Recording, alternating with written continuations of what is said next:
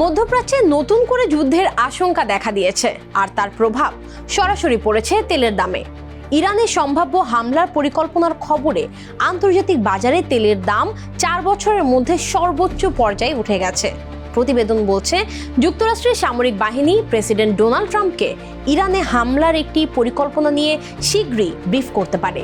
এই পরিকল্পনায় সংক্ষিপ্ত কিন্তু শক্তিশালী হামলার কথা বলা হচ্ছে, যেখানে ইরানের গুরুত্বপূর্ণ স্থাপনাগুলো লক্ষ্যবস্তু হতে পারে। এই খবর প্রকাশের পরই বিশ্ববাজারে বড় প্রতিক্রিয়া দেখা যায়। ব্রেন্ট ক্রুড তেলের দাম প্রায় 7% বেড়ে প্রতি ব্যারেল $126 ছাড়িয়েছে, আর ওয়েস্ট টেক্সাস ইন্টারমিডিয়েট তেলের দাম প্রায় $109 কাছাকাছি পৌঁছেছে। তেলের দাম বাড়ার পেছনে আরেকটি বড় কারণ স্ট্রেইট অফ হরমুজ। এই নৌপথ দিয়ে বিশ্বের প্রায় 1/5 জ্বালানি পরিবহন হয়। এখন এই পথটি ঝুঁকির মধ্যে পড়ায় বাজারে সরবরাহ নিয়ে বড় ধরনের উদ্বেগ তৈরি হয়েছে।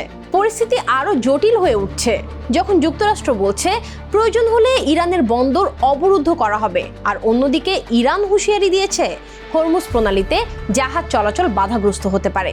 ফলে আশঙ্কা করা হচ্ছে এই উত্তেজনা যদি আরো বাড়ে তাহলে বিশ্বজুড়ে জ্বালানির দাম আরো বাড়বে, যার প্রভাব পড়বে পরিবহন খরচ থেকে শুরু করে নিত্যপণ্যের দামেও। আপনার কি মনে হয় এই বৈশ্বিক পরিস্থিতির প্রভাব বাংলাদেশে কতটা পড়তে পারে? কমেন্টে জানান আপনার মতামত।